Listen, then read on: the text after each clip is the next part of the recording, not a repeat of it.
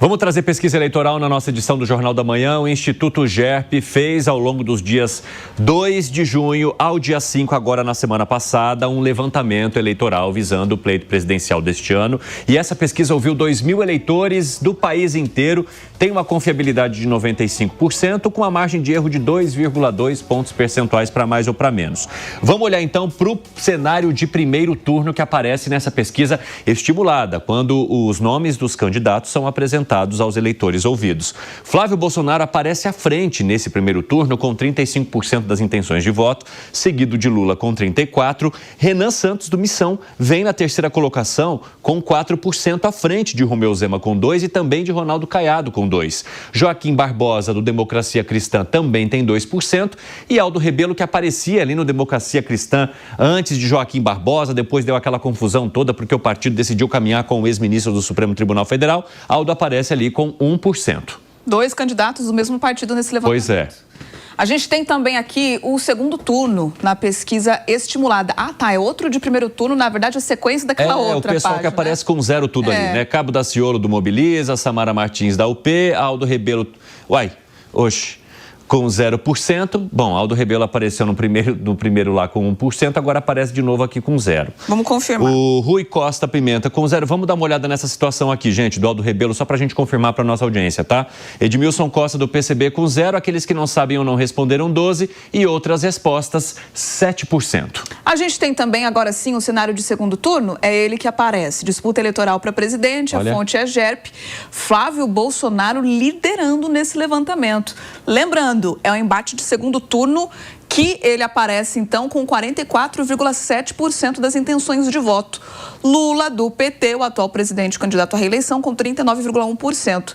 Quem disse que não votaria nem em Flávio, nem Lula, 13,1%.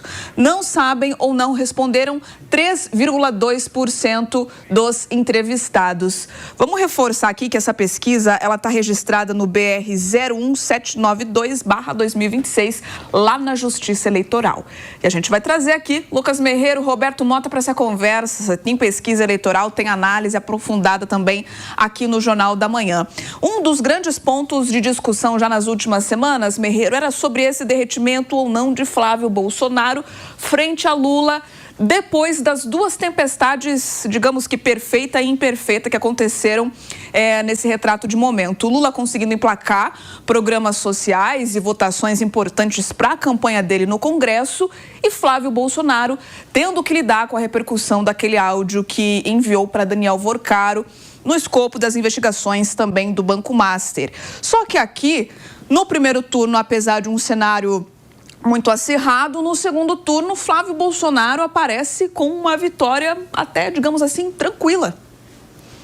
Olha, com todo respeito a esse instituto de pesquisa, mas essa pesquisa está muito esquisita mesmo. Primeiro colocar o Aldo Rebelo e o Joaquim Barbosa, 2 candidatos pelo mesmo partido que não vão ser candidatos. O Aldo Rebelo já retirou, ou melhor, o partido retirou a candidatura do Aldo Rebelo. O Joaquim Barbosa deu uma declaração ali dizendo que ele ia ver se ele ia se candidatar, deixando muito claro que ele não tinha interesse em se candidatar se não houvesse uma grande coligação, que não vai ter.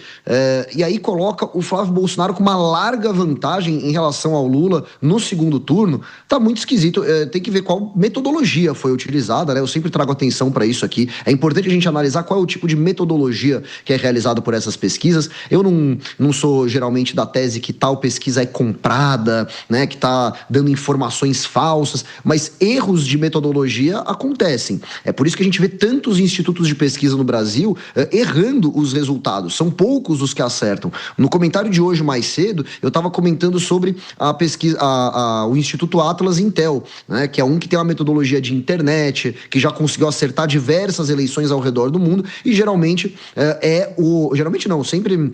pelo menos né, nas eleições desse ano, é o instituto de pesquisa que eu presto mais atenção, né, que eu mais gosto de analisar. Esse do GERP, ele está muito distante dos outros, colocando o Flávio Bolsonaro com essa larga vantagem em relação ao Lula, não me parece ser o que realmente está acontecendo. acontecendo. Não é o que nenhuma das outras pesquisas mostra, e não há nenhum fator que explique isso. Por que esse fortalecimento do Flávio Bolsonaro, suposto fortalecimento? Houve algum fato gerador? Houve alguma proposta que conquistou muitas pessoas? Houve alguma entrevista em que ele se saiu muito bem e conseguiu conquistar uma parte do eleitorado que estava indecisa? Ao que tudo indica, isso ainda não aconteceu. Por isso, volto a dizer, esses resultados estão bem complicados de se analisar. Só trazendo aqui a correção sobre os números, no primeiro turno, na pesquisa estimulada, sim, Flávio Bolsonaro aparece com 35% e Lula com 34%. O nome ali que apareceu 2 vezes, envolvendo Aldo Rebelo, ele pontuou 0% nesse cenário estimulado.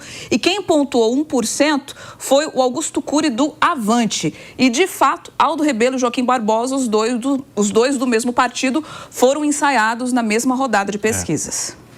Roberto Mota, como é que você avalia essa pesquisa e o fato de Flávio Bolsonaro sair à frente no primeiro e no segundo turno? Obviamente que tem a margem de erro ali que os aproxima bastante, porém, mesmo assim, com um fiapinho ali, Flávio Bolsonaro levaria essa eleição nesse retrato tirado pelo Instituto GERP. Cine, a minha postura em relação a essas pesquisas é de ceticismo, sempre. Eu não tenho acesso às metodologias, eu acho que ninguém tem, né? Ninguém tem condição de verificar como as pesquisas foram feitas. A gente vê aí, do ponto de vista estatístico, faz sentido. Você entrevista 2.500 pessoas e extrapola esse resultado para 100 milhões de eleitores, com um intervalo de confiança de 95%. Só que política não funciona assim. Eu acho que quando uma pesquisa como essa é feita, ela é sujeita a uma série de influências que, como o Meirelles disse muito bem, não são necessariamente propositais, mas existem. A eleição, essa eleição agora, será um plebiscito.